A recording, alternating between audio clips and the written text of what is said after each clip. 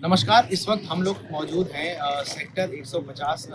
ये वही घटना स्थल है जहां पर बीती रात 16 जनवरी की जो रात थी, एक सॉफ्टवेयर इंजीनियर गुरुग्राम से अपने ड्यूटी खत्म करके वापस घर की ओर लौट रहा था। सेक्टर 150 का ही एक मोड़ है ये।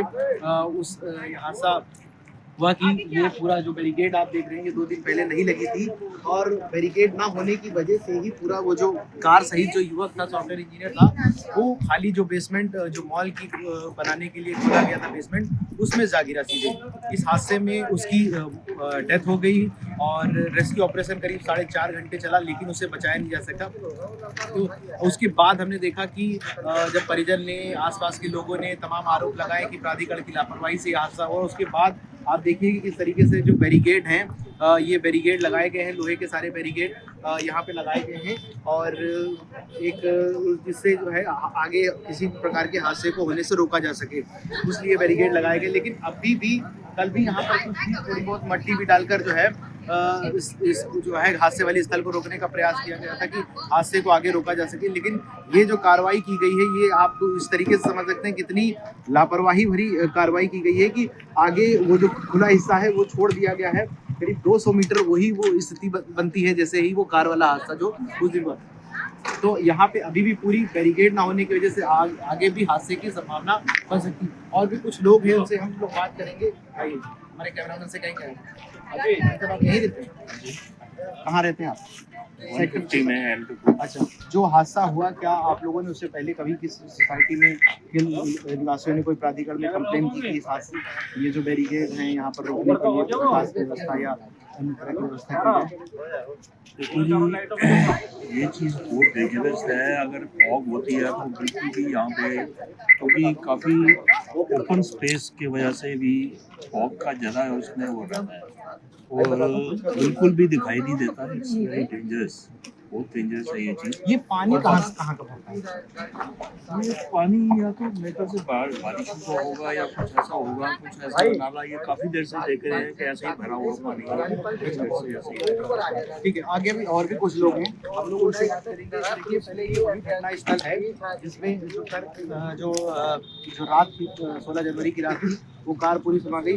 घटना स्थल जो है वो लोगों के लिए भी, आसपास के लोगों के लिए भी एक तरह से कौतूहल का केंद्र बना पड़ा है। पिछले 2 दिनों से लगातार जो है लोग आ रहे हैं और देख रहे हैं कि क्या हादसे की वजह रही, क्या कारण रहा और किस तरीके से अगर हादसे को रोका जा सकता था, लेकिन जो रोका नहीं जा सका।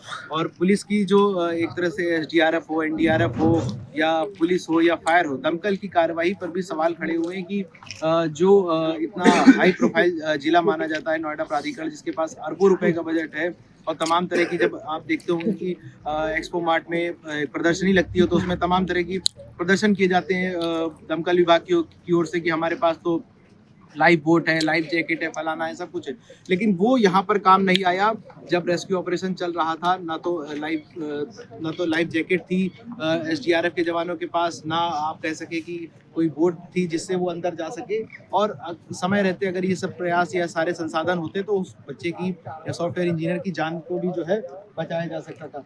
आज भी जो है लोग जुट रहे हैं और देख रहे हैं कि किस तरीके से जो है इस हादसे को, जो घटना स्थल है, इस हादसे को रोका जा सकता है। सेक्टर 50 के उस घटना स्थल पर जहां एक सॉफ्टवेयर इंजीनियर की सड़क हादसे में जान चली जाती है, और ये उस पीछे का स्थल है, पूरा घटना स्थल है। वो जो हम लोग पहले आपको रिपोर्ट दिखला रहे थे, तो वो आगे देखिए जो भीड़ जमा है वो आगे का स्थल है। और ये जो घटनाक्रम, ये घटना स्थल है, ये जो हम कह ले बेसमेंट है, बेसमेंट की जो खाली जगह है, ये उस पीछे वाली जगह है। और मैं अपने कैमरामैन से कहूँगा कि कुछ कैमरा नीचे करके दिखलाएं कि रोड की क्या हालत हो चुकी है और किस तरीके से अगर जो व्हीकल है, जो अगर यहाँ से ज़रा सी भी लापरवाही होती है तो वो सीधा इस जो बेसमेंट, जो खुदा पानी भरा है, बेसमेंट में पानी भरा है, वो सीधा इसमें जाएगा और दोबारा ही इस तरह का हादसा होगा। देखिए, आप अंदाज़ा लगा सकते हैं कि इस गहराई को देख के कि ये गहराई कितनी अच्छी खासी है। मसलन अगर मैं देख पा रहा हूँ तो 10 से 11 फीट तो ये झाड़ी ही नीचे तक दिख रही है मुझे। और वो जिस जगह पर ये हादसा हुआ, वो उसकी गहराई लगभग 25 से 30 फीट बताई जा रही है। ये भी बताया जा रहा है कि घटना के बाद उस जो सॉफ्टवेयर इंजीनियर था, उसने क्या बोलते हैं टॉर्च जलाकर, मोबाइल की टॉर्च जलाकर अपने ज़िंदा होने का सबूत दिया, साक्ष्य दिया कि मैं ज़िंदा हूँ। रेस्क्यू ऑपरेशन में देरी हुई। जब वो आ रहा था, पूरा हादसा हुआ, हादसा हम कहें कि अगर हादसे को इस तरह समझा जाए कि वो आ रहा था, तो इस कार जो है सीधा पानी में गिरती है और पानी में गिरने के बाद चूँकि पानी का काफ़ी मात्रा में था, इस कारण जो है कार पहले पानी में ही ऊपर थी और धीरे-धीरे लेकिन जब कार के अंदर पानी जाने लगता, जो युवक था, जो सॉफ्टवेयर इंजीनियर, तो वो बाहर निकलकर अपनी जान बचाता, कार के ऊपर, बोनेट के ऊपर खड़े होता है। लेकिन जो जिस दौरान रेस्क्यू ऑपरेशन करना चाहिए था, जिस तेज़ी से करना चाहिए था एसडीआरएफ, एनडीआरएफ, दमकल, वो जो बचाव ऑपरेशन नहीं किया जा सकता। उसके फादर ने भी आरोप लगाए हैं कि अगर समय रहते ये सारी चीज़ें, चाहे लाइफ जैकेट पहन के, चाहे वो लाइफ बोट जो होती है उसको उतार कर ये ऑपरेशन किए जाते, रेस्क्यू ऑपरेशन चलाया जाता, तो शायद जान बच सकती थी। इस घटना स्थल को दिखाने के पीछे का हमारा मकसद यही है कि आगे दोबारा इस तरह की हादसे ना हो, प्रशासन चौकन्ना हो, प्राधिकरण चौकन्ना हो। लेकिन अभी भी प्रशासन के कोई हम कह लें कि वो पूरी तरीके से शुद्ध इस घटना के बाद भी नहीं है।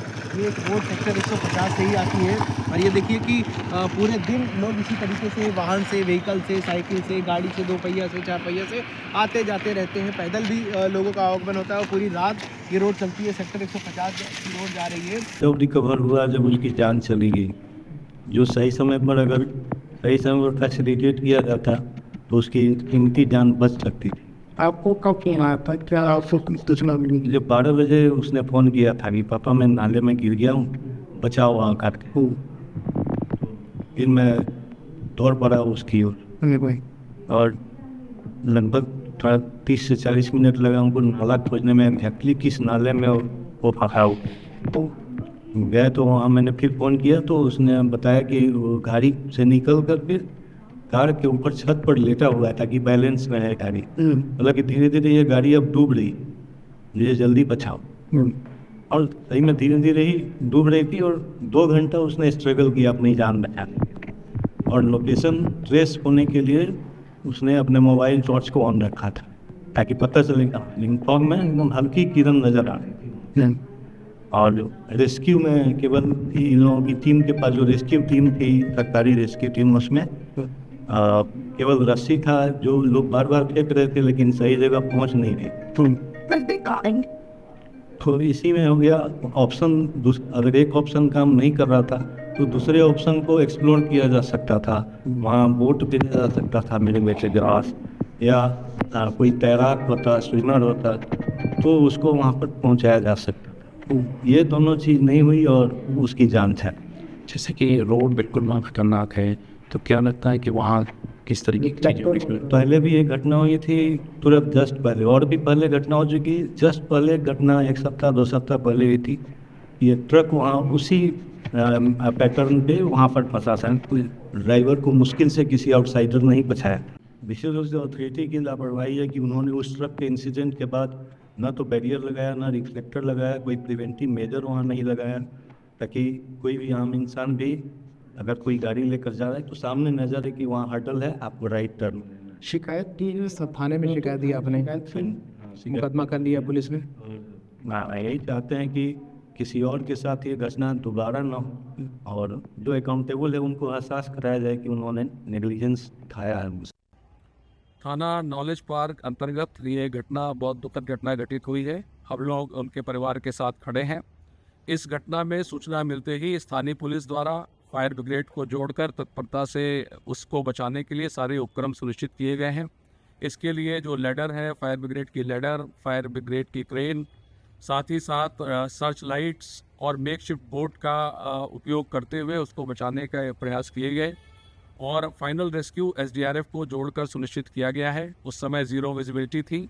इस घटना के संबंध में जो पीड़ित है उनकी तरफ से, उनके परिवार की तरफ से दी गई तहरीर के आधार पर सुसंगत धाराओं में थाना नॉलेज पार्क में अभियोग पंजीकृत किया गया है।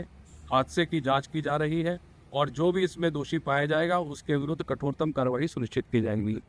आपके राज्य की खबरें, आपके शहर की खबरें सबसे पहले जानने के लिए देखते रहें अमर उजाला। चैनल को सब्सक्राइब जरूर कर लें और पाएं हर अपडेट।